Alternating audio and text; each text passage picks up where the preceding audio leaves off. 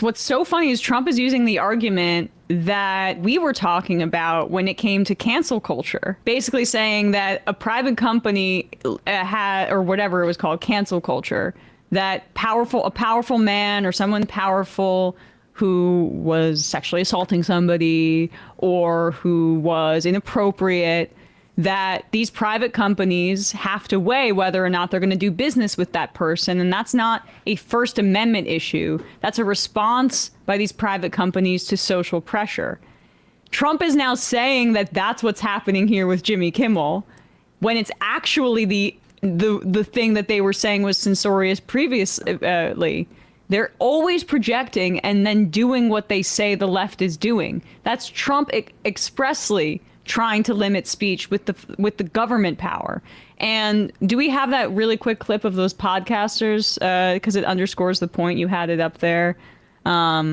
Just briefly, because I just think this fits into it so well.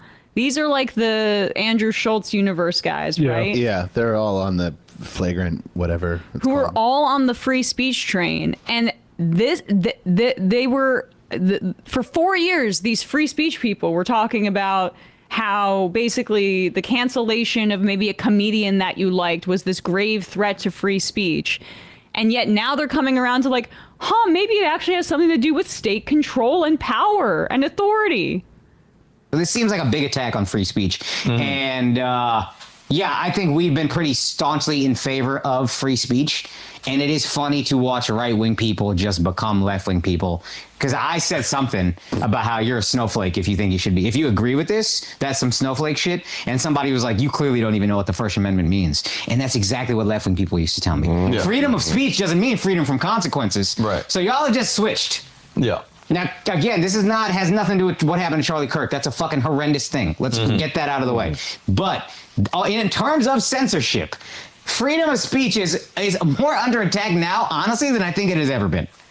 I don't know if that's me being hyperbolic. Maybe. I mean, as far as what Jimmy said, I think it's untrue, or at least unfair. I don't agree with what he said. I don't like what... I mean, I'm sorry. This is such stupid. Fucking so stupid, these what idiots. He said was right. First off, no, people haven't switched.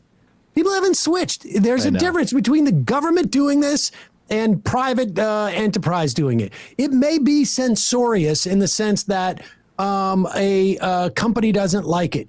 It may be censorious for us to do that, to do this video and criticize them and say, don't watch them. They're idiots. That may be censorious, but the idea of free speech in the context of law and the system is that you don't have government interfere. And then the idea that this dude, the hockey shirt dude, is like, well, it was a lie. Listen, what? I know. Now all of a sudden you're holding comedians to being 100% factual to maintain their job in the face of government intervention. Like, regardless of whether he was right or wrong, Kimmel, like this guy's now citing that as a mechanism as to, well, how about your stupid podcast? When are they going to take Joe Rogan off the air? I mean, are you kidding me? Yeah. Good. I think it's untrue, or at least unfair. I don't agree with what he said. This is the guy in the middle is the one we suspect of being probably the biggest Kirker. Is that right, Brian? Okay, yeah. I don't like what he said. We should also say that. I don't agree with what he said. I don't like what he said. He should be allowed to say it. And what happened to Charlie Kirk is worse. Charlie Kirk should have been allowed to say the things we didn't like. Jimmy Kimmel should be allowed to say the things we didn't like. That's just what America is. Yeah. And freedom of speech, I've seen it truly under attack in India, where it's like you can go to jail. This is closer to that than deported. I think what the left was doing. Yeah. Which is like the FCC putting, as much as we didn't left-wing shit. Where did Mahmoud Khalil end up? Where was he? When he was released, where was he released from? Detention center in Louisiana, if memory serves. Go ahead. FCC putting, as much as we didn't like left-wing shit, like far left policy or far left whatever thoughts, it wasn't like Joe Biden was putting pressure on somebody to get canceled for saying retard. You see what I'm saying? Yeah. That's what makes this different and scarier to me and closer to what India has. Then that's what makes it an actual attack on free speech to me. Yeah. Okay, but my guy, it's not about getting someone canceled. Trump is locking people up for their speech. These guys are unable to see outside of their comedy. I understand that head. it's like, I mean, I guess Jimmy Kimmel is the first victim of free speech in this administration. Now that it's a comedian and a rich guy and in their industry.